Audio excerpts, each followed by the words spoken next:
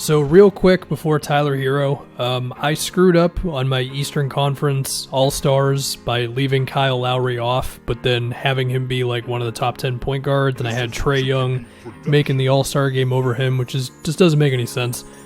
And I know I can't undo the video, but if I could, then I would just have Lowry making it in, so I guess that's the closest thing to a redo I have.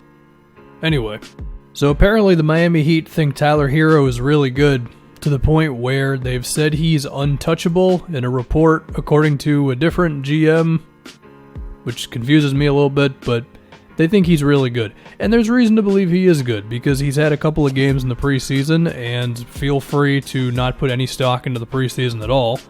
As a Celtics fan, I recall Kelly Olynyk's days of setting the preseason on fire, but Tyler Herro is definitely interesting. I mean, he walked into the NBA with the reputation of a guy who was confident, was a good shooter, and both of those things have translated. I mean, he has walked in and he has been ready to shoot. He has not looked scared or timid, and his form is pretty legit.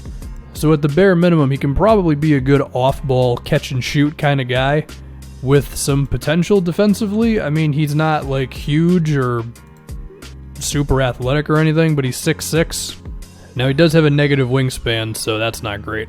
But still, I don't think he will suck defensively, but mainly we're just talking about his offense. So besides just the fact that he's not scared, Herro has a bit of creativity to his game. Now, in terms of just his burst off the dribble, I don't really know yet. I mean, just looking through his highlights, I haven't seen many times where he's just beaten somebody in a one-on-one. Not to say it hasn't happened at all, but a lot of it has come from like coming off the ball or using one screen with himself as the ball handler.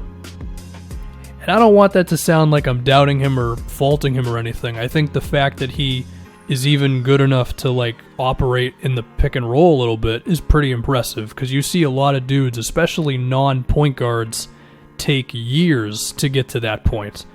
And granted, I don't think we're going to see him doing it as much in the regular season for obvious reasons, but that is still pretty intriguing. I mean, you look at like, two dudes I just thought of, I'll say three wings who are like in the similar ballpark of Herro in terms of like taller dudes who are pretty good shooters or very good or whatever, and they've kind of like gradually gotten better with creating. That's Chris Middleton, Otto Porter, and Tobias Harris.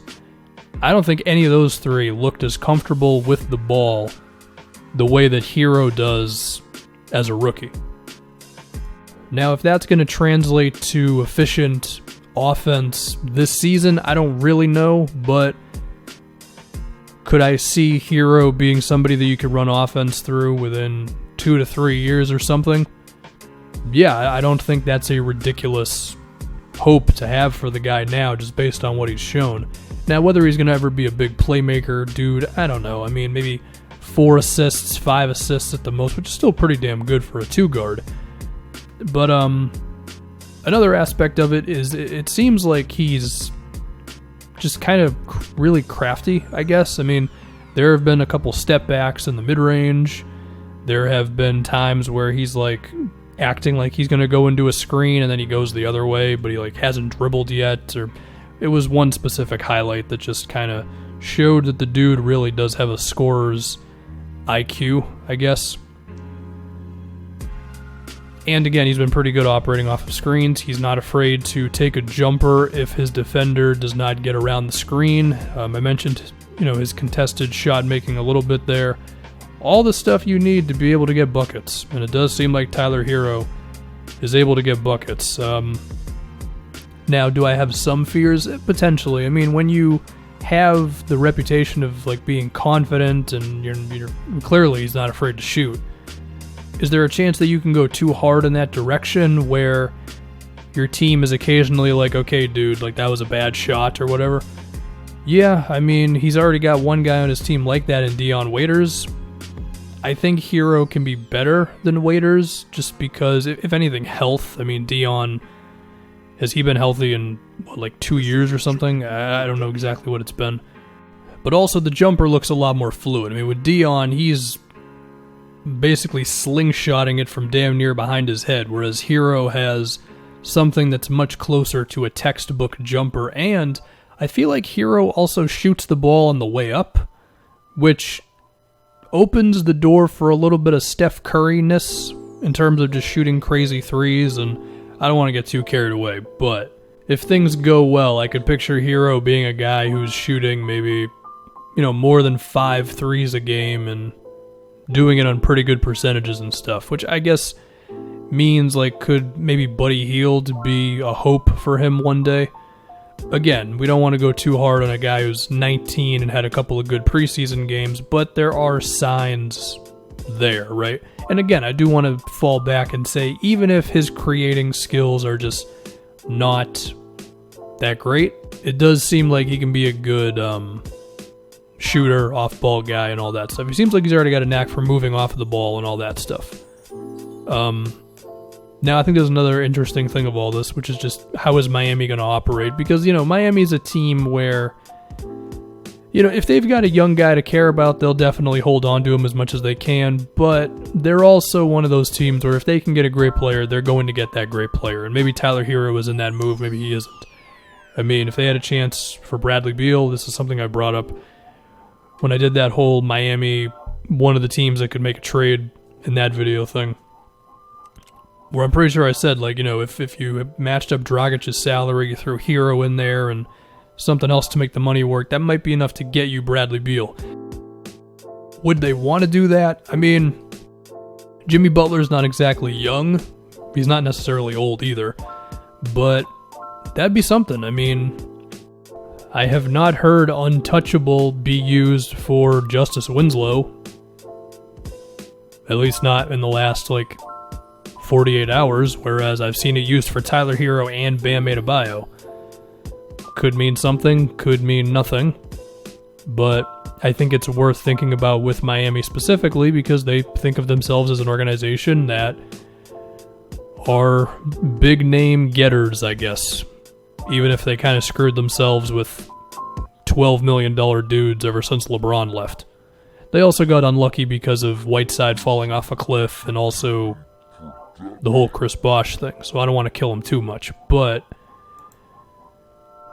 maybe the Miami mystique is gone and maybe guys aren't as desperate to go there, but I wouldn't bank on it. Plus, Pat Riley, I feel like that guy can get anybody to buy in to the Miami thing. So basically, I would say I wouldn't count anything out with Miami. I really wouldn't. And if that means Tyler Herro has to be in a move, okay, maybe they could hold on to him, and if that's the case, then that could be a great, I guess in that scenario, a third dude.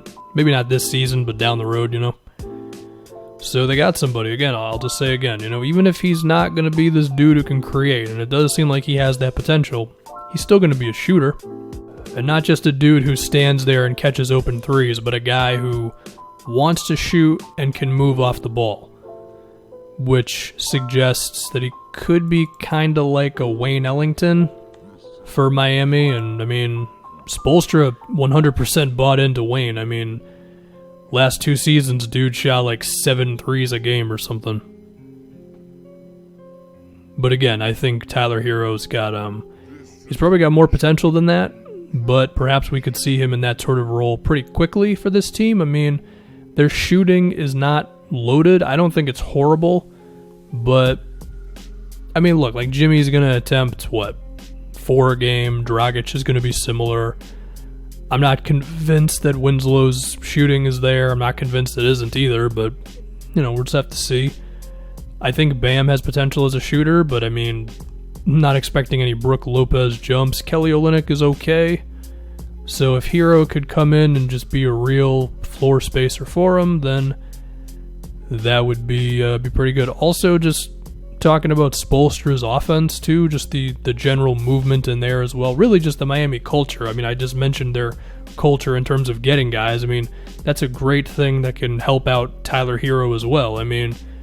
One thing with Miami that we know is their players are always in shape, right? You hear all the time about guys losing a bunch of weight on Miami or having their careers kind of go in a different direction and in a positive way once they go there. And Herro is going to be able to get that all from the jump. So that's really good. And the consistency of Miami too. Spoelstra is going to be here for probably as long as he wants to be.